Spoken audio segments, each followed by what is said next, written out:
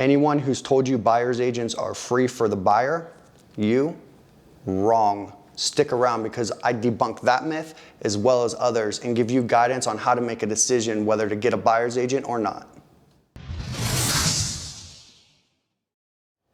Hey, what's up everybody? My name's Doug. Welcome back to my channel. For those that are new to my channel, I talk about all things real estate, and the main purpose is to give you the confidence to buy and sell real estate. Today's video is video number 2 in a series for first-time home buyers, where I walk you through the end-to-end process of buying your first home. And topic of conversation today is all around deciding whether or not to use a buyer's agent. Okay, I'm going to debunk 3 myths that I think are very important in your decision-making process, and then I'm going to give you 3 questions you can ask yourself when making the decision whether to use an agent or go it alone. So let's get started. Myth number 1. Buyers don't pay the buyer's agent commission. Nonsense, lies, all lies. You absolutely do. Going to give you a simple example of what happens behind the scenes. Seller calls seller's agent. Seller agent asks seller how much they want out of the property. Seller says $94,000. Seller goes, great, but also we need to get the 6% commission for me. So they list the property at $100,000. So the agent can get 6% of the sales price, which then nets the seller $94,000. Let's assume that when the seller sells the property, the buyer comes with a buyer's agent. So there's a seller's agent on one side, a buyer's agent on the other. So each one's going to split that 6% commission 50-50. That means that your buyer's agent's going to walk away with roughly $3,000. The seller's agent's going to walk away with roughly $3,000. Now, if you really ponder this, you're the one paying the $100,000. You're really buying a house that someone would have sold for $94,000 to you had no agents been involved. But if you take away one of the agents, there's opportunity for you to do one of 2 things. In lieu of paying a buyer's agent commission, you ask the seller to renegotiate their commission schedule or agreement with their seller's agent to 3%. And then you reduce the purchase price by 3%. So you can buy the house for $97,000 and the seller's agent still gets paid. So you just saved yourself $3,000. This stuff does cost you money. And that's only on a $100,000 property. 3% times whatever the property value, you're saving a bunch more. Now the second scenario is, okay, keep the purchase price at the same level, $100,000, still have the seller renegotiate with the seller's agent down to 3%, and then you ask for 3% from the seller for closing costs, which is cash in hand at closing, which means you're not taking more cash out of your pocket to close this. And generally speaking, that covers a majority, if not all, of your closing cost. So you got to think really long and hard about this myth number 1 that everyone tries to tell you is a legitimate thing, that you don't pay buyer's agents. Biggest one that frustrates me. Myth number 2. Buyers won't save money without a buyer's agent. Meaning, if I don't hire a buyer's agent and I do this stuff, I go it alone, I won't save money. Again, nonsense. Listen, a seller has signed with a seller's agent more often than not a 6% commission. That if a buyer brings a buyer's agent with them, they should split with the buyer's agent. That's just the norm in the business. I don't even think there's anything written anywhere that like the seller's agent will pay the buyer's agent, right? And I'll get into agency contracts on your buyer side too, because there are provisions that you need to avoid about paying a buyer when a seller won't pay the buyer's agent, or paying a buyer's agent when the seller's agent doesn't share commissions. That stuff happens and you should be ready for it, but we'll get into that another time. But when you forego a buyer's agent, it ties back to what I was saying. That 6% commission agreement can be renegotiated by the seller. You can make it a contingency in your offer that you want 3% towards closing, you want 3% off, or you want 3% off the purchase price.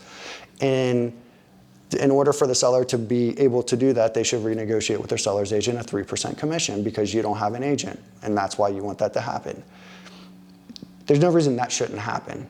And a seller's agent should be open-minded to it. They should have integrity and really talk honestly and openly and transparent with their seller about the outcome of the transaction, because in net terms of dollars, it's going to be the same as any offer that they get, right? Because they're going to lose that money one way or another. They're either going to lose it to a buyer's agent from a buyer who's offering the same amount, on the transaction, or they're just going to pay the buyer and help them out. Like, in fact, as a seller, I would want to help the buyer, okay, who is going out of their way to do that. So there is opportunity for you to save money. Like, don't let someone tell you otherwise. Myth number 3, it's too complicated of a process to buy a home without a buyer's agent. False. I've done it several times, even before I was a realtor. Novice individual, spent a little bit of time on YouTube, did it. Let me explain why I think it's not that complicated, so you have the real truth from a real buyer's agent as to whether you can do it or not. I bucket my task or my jobs for you into 2 buckets: administrative, which save you time and energy, and legal, which I think are a little bit more complicated, have a little risk around them, and could save the deal for you, as well as legal and financial risk, okay? And I think legal is where I might earn my commission. On administrative, all I'm doing is going through this process with you, and let me explain. I educate you on the high-level process. Alternative, YouTube. I tell you about the market and the neighborhoods and the schools. Alternative, Zillow.com and other resources. I find listings for you and bring them to you. Alternative, you've already done it, and generally speaking in today's world, you're bringing the listings to me. So, okay. Showings, cool, I'm scheduling showings for you. Alternative, you pick up a phone and call for your short list of houses, the seller's agent, to be there and open the door for you to go see that. A little bit of friction, because it's annoying to the seller's agent, because now they have to earn their 3%, because otherwise it's kind of a free ride for them. That's why buyer's agents, and they're willing to pay the 3%. But it does happen, and you can make it work. Okay, attending the showings. Well, you're attending the showings, you can get up to speed on what you should probably look for by watching a 7-minute YouTube video, right? Now, when you get to the offer and negotiation stage, that's that other bucket I was talking about. I don't draft an offer. I fill out a boilerplate agreement that was drafted by a lawyer. I'm not allowed to write contracts. I'm allowed to fill out a contract with terms. You can do the same thing. You can find them online. You can buy the same exact, basically, offer, and if you educate yourself on it, you can do it. Otherwise, go to an attorney. Locally, real estate attorneys might cost you anywhere between $50 and $150 an hour, and they will draft an agreement that they have sitting on their desk already, and it's going to cost you less than $500 to not only draft it, but also that next step, negotiate if you need to.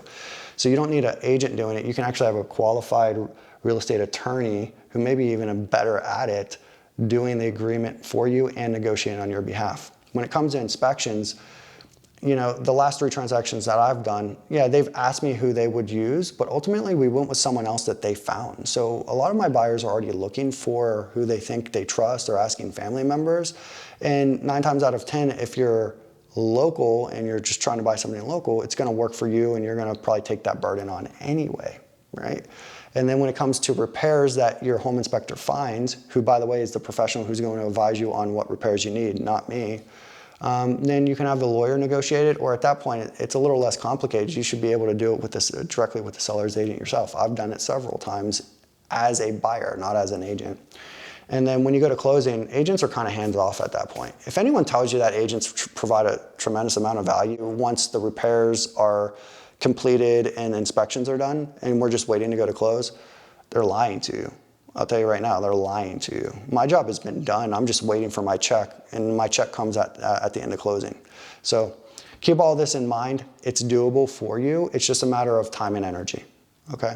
Well, now that I've opened up a bag of worms and debunked myths that I think are absolutely false, and probably cluttered your brain with a lot of things to think about, sorry, I'm gonna ask you 3 questions, and these 3 questions are gonna help you decide whether you should go with the pro, buyer's agent, or go it alone. Number 1, can you confidently manage the process and do the duties that are required in each one of those steps, right? Can you search for properties on your own online? Can you reach out to seller's agents and schedule showings for yourself? Can you show up to those showings on time and by yourself or with family members who you feel confident with? Can you do an offer draft? Can you negotiate? And by the way, if you don't, then the question is, can you confidently rely on someone else to do it who's more affordable or a cheaper alternative? I think where you'll find that is the case is that offer and negotiation. You might want to reach out to a local real estate attorney for a couple $100. But the number 2 question is, do I have the time and energy, if I can confidently do these tasks, do I have the time and energy to be able to do it? Like I said before, it's somewhere between 20 and 40 hours that I've saved my clients over the last 3 transactions. So you have to kind of think about, okay, there's probably a little bit of a learning curve, a little bit of time investment there, and you're probably going to devote 20 to 40 hours additional to do it. So then if that's yes, I have that available, simply do I have it available? Then let's go to question number 3. Is the time and energy required, including upskilling yourself, worth the savings and money? Let me give you perspective on that to help you answer. On the last 3 transactions that I've done, I'm going to say that I saved my clients about 30 hours of time on average. On average, I earned a commission of $9,000 on the purchase of that property.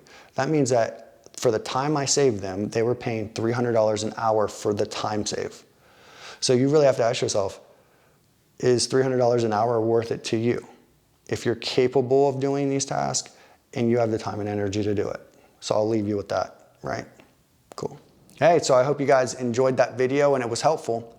I'm gonna close with 2 things. 1, if you did in fact like that video or this thing was helpful, go ahead and comment below and let me know. Say, Doug, this helped.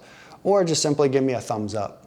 2, if you haven't subscribed already or put that notification bell on, I ask that you do because I want to make sure that you get the latest and greatest videos that I release here into the future. And my next one is all around interviewing and selecting the right buyer's agent, which I think is highly critical. So until my next video, until we talk again, guys, I hope you have a happy new year and I'll see you soon. Bye.